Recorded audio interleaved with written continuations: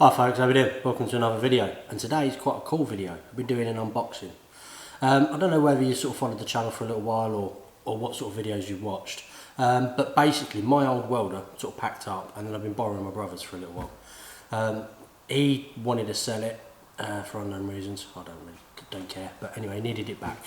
So I've had to borrow some money, and I've managed to get a good deal on an R-Tech one. And well, it was supposed to arrive Friday, today's Tuesday, and it's just turned up.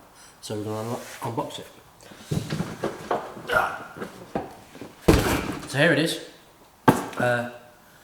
Nothing on the box really, other than the tape. So let's get it opened. It is an R-Tech Mig welder. It's the Mig 180. So it runs nicely on the 3-pin plug. It doesn't need like a... Some of these welders that I've looked at, they needed like a 16 amp supply. I've got a 16 amp supply, but it's outside of the compressor. So ideally, with this, R-Tech themselves did sort of, like I said, they've done me a deal. Because of the channel, I said I'm going to do an unboxing and a review video. What they've done is they've thrown in some welding wire as well, and they said they've thrown in some other promotional stuff. I'm not quite sure what's in the box, we'll have a look. I need to put this on. Bottom's being short, can't reach it all the way out.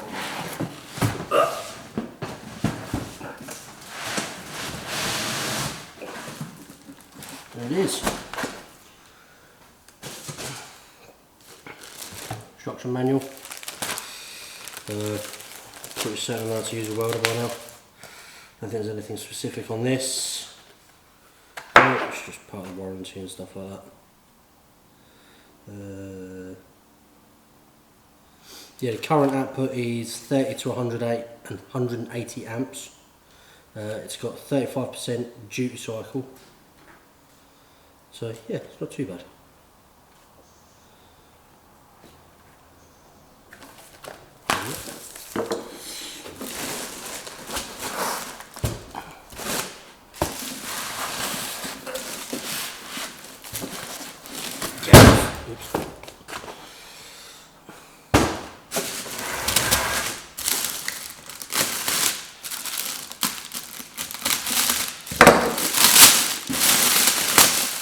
Definitely wrapped up.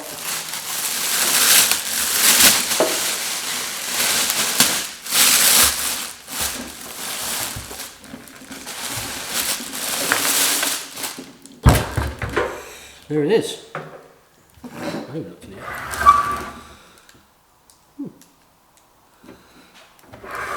Right, let me grab my phone, I'll give you a bit of a closer look at it. So, there it is. It's got the nice Euro torch on it. So, you know, if I get any problems with the lead, I can just swap it out. It's an inverter welder, so everything's nice and smooth, infinitely adjustable. It's got the spool gun thing, so I can weld aluminium if I haven't got the spool gun, but I can weld aluminium if I purchase it. Dense connectors. It also does stick welding as well. Switch that over like that. Yeah. Yeah, it's pretty generic. You can swap the polarity over, so you can run flux core wire. The roller, I've actually just had a quick look at this off camera. Come on. Yeah, so that's an unusual design. It's got this little collet and then the actual wheel. It'll run 0.6, I don't know if it's going to focus in, 0.6 and 0.8, which is pretty standard for this sort of size machine. I generally run 0.8 opposed to 0.6.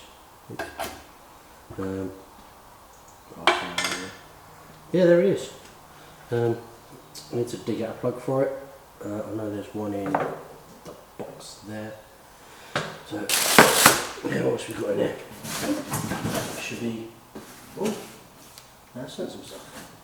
So we've got a mug. I'll take that home. Lead.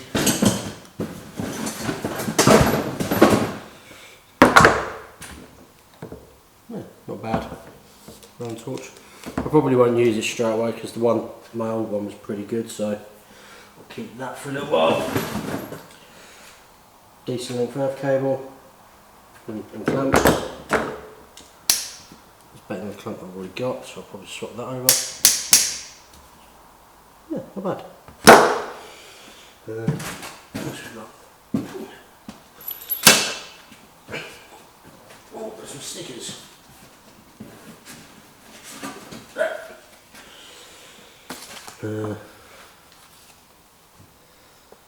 Nice. Let's get tiggy with it. I like that one. I'm on fire, didn't notice. Let's get miggy with it. So yeah, got some cool R-Tech stickers. Thank you. Let's set a video about that as well.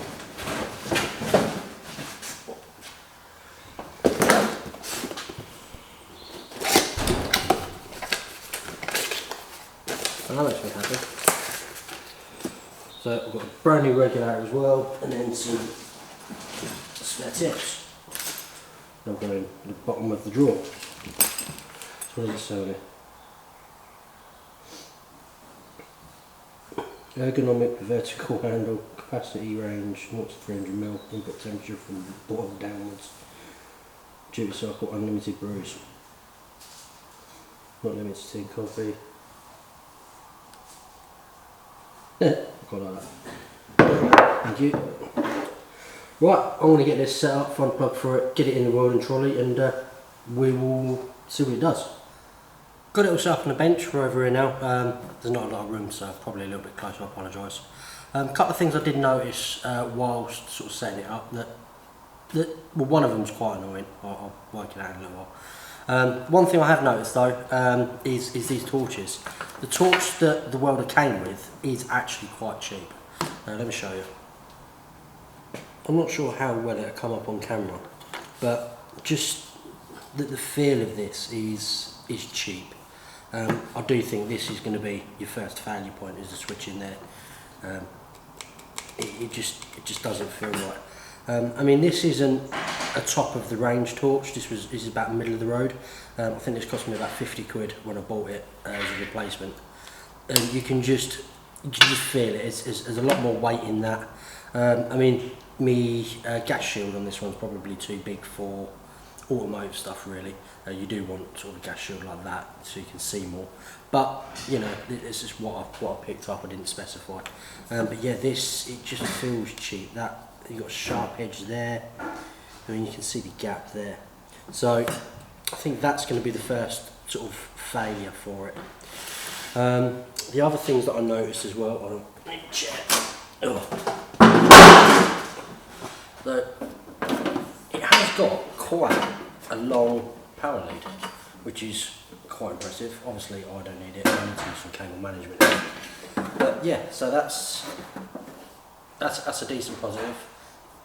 It also comes with the hose and a new regulator. I haven't used the new regulator, this one's fine. I'll use the new one for the TIG welder, which is over there. Niggly problem for me is we've got a top hatch, and yeah, it won't stay up, so I have to use a bungee strap. But hold on, let me put a bungee strap on this quick. There you go. So now I've got the body open, you can see. The one thing that is really quite a poor design on this machine is because it's so small. I mean, it is nice that it's a small unit, but getting this wire in through there was an absolute pain in the arse. It's just so tight. I ended up having to use. I mean, I've not got big hands at all. Even I can't get in there with like fingertips. So I had to use like a pair of pliers, sort of grabbing onto the wire and then carefully sort of feeding it through with like this hand, like down here, you know, making sure it didn't bird's nest. So yeah, that's not a great design. If you're using the smaller reels, you're obviously going to be fine there. There'll be plenty of room, but this is the 5 kilogram roll, and it's obviously doable. I did it, but yeah, it's not great. So yeah, that would want looking at. All it wants is maybe an extra inch in the body. I mean, we all want an extra inch, but in this case, I think it's needed. Right, I'm going to do some welding. I've dug some scrap out. I'm not going to clean it up or anything. I'm just going to. It's a little bit of surface rust. It's not bad. So yeah, just going to clamp this up and we'll have a look and see what she does. So I thought I'd just have a quick go through the actual manual, see if it had any sort of rough guides to sort of set it up. Otherwise, it was just going to be guesswork. And I have to say, it's got a fairly comprehensive sort of setting up. So this is for the 0.6 wire with, you know, all your different sort of joints and then sort of thicknesses and everything else. And this is the 0.8, exactly the same. So I've set it up. I'm doing sort of obviously I'm going to be doing a lap joint, roughly 1mm thick, yeah, 0.8 wire, so 1.5 and 2. So that's why I set the machine up, and then we can sort of dial it in. And so I've just clamped this up to that. I'm going to be welding at this sort of angle so you can sort of see over there hopefully. Yeah, let's give this a go. One thing I do like about it, so I actually noticed when I was running the wire feed through, and the wire feed, you know, it's got the fan in the back, but it is actually quite quiet. I mean, for what it is, and it's still probably coming up on there quite bad because of the way the mic's set, but it's not bad. Right, let's give this a go.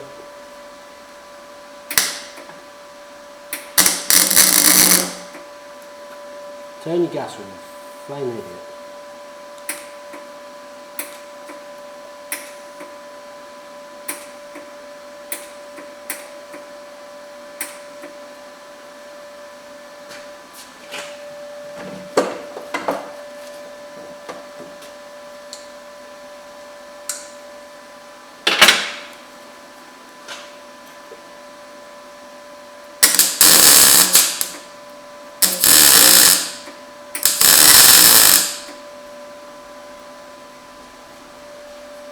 A bit more, I think.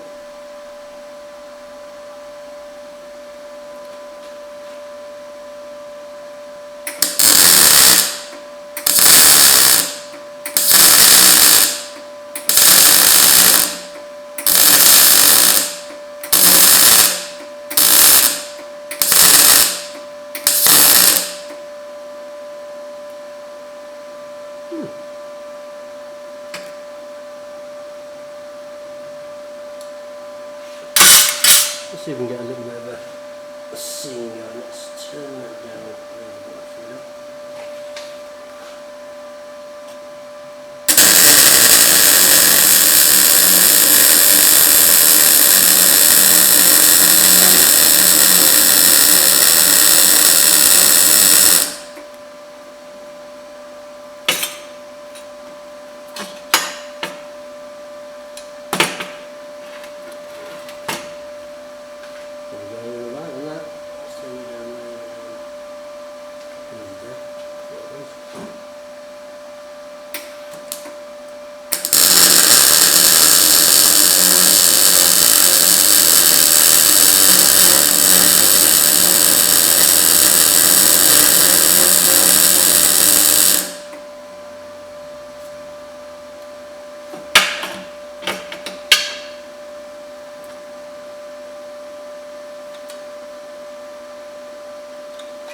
So I'm quite happy with that. Let's see if we can do butt weld.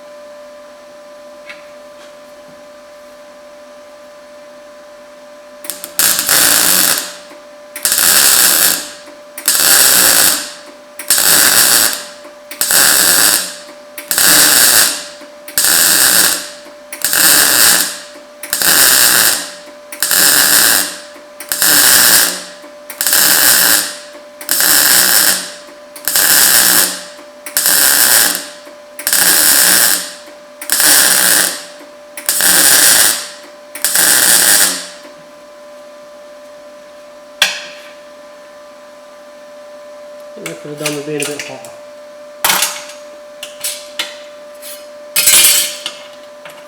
No, maybe not.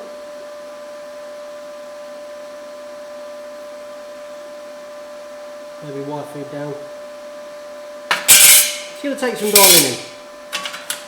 Let me show you the welds. So here's the weld pieces. This is the one that I did straight off the cuff, which wasn't too bad. Obviously it was a weird angle, so I couldn't quite get on that properly. You can see we've got real nice penetration, probably a little bit too hot. Just dialing it in.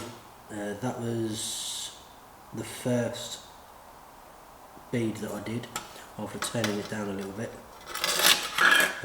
Again, real nice penetration. I'm going to turn it down a bit more. So yeah, I think I'm a bit too slow on that. Yeah, so works well. You can tell that the heat hasn't sort of travelled too far. Not a lot of distortion in that. It's quite nice. Look at that. This is the butt weld. Again, I mean, having it clamped on the bench obviously helped a little bit, but again the heat hasn't dissipated too much, so it hasn't distorted. Settings want sort of changing just a touch, but yeah, we got. I think the wire feed was too high, and then not enough voltage on that because we got blobs, but then I don't know whether that sort of comes up. Come on, focus it. You can just about see like the gaps in between, so it's not an ideal weld, but it's not bad. So it's going to want setting up properly, sort of dialing in, but I'm quite happy with the the basic settings in the book. They're pretty bang on, really. Just a matter of sort of tweakage for preference. Well, I've got to say, I'm actually very, very happy with that welder. For the price that it is, I think it's about £550. It works out about half the price for of like a named brand one, like Miller or Lincoln, Jasix, ESAB. And yeah, I think it welded really nice. I've welded with like a couple of the high-end machines, and it has a very, very similar feel to it. You can definitely tell it's an inverter, just the way it reacts. My old welder was a proper cheap welder. I learned to use it, and you know, I got on really, really well with it. But you could just tell it didn't have the finesse. That's the word I was sort of thinking of, finesse. So yeah, it's a good welder. I think that, like I said earlier, this will be the first thing to go, first thing to break. But then again, I consider a torture a consumable anyway. You know, the liners go, you know, and it's an easy, cheap upgrade. You know, as I said, that middle of the road one that I've got cost about 50 quid when I bought it. Don't know how much they are now, I've had it a couple of years. So yeah, I'm happy with it. Plus I can actually do some work, so I'm definitely happy. I will sort of keep you updated, you know, in my weekly updates of what I'm doing, plus you'll obviously see me use it, excuse me, like when I'm doing the cars. But I will, if there is any issues with it, I'll let you know. But I'll probably come back in about a year or so's time and do like an update of how it's been. Maybe sort of, if I have to do anything heavy, because sometimes like when I'm built with spits, you know, sometimes I have to weld some heavy stuff. I might sort of do like a little update. I don't know, we'll see how it goes. Play it by ear. So yeah, it just leaves me to say thank you for watching. If you like this video, give me a thumbs up. If you look over here, you can subscribe to the channel. Should be a little bubble here. And if you look over here, there should be a couple of tabs to watch all my or a couple of my other videos. Have a look in the description box below. Check out my friends' channels, and I'll see you for the next one. Bye.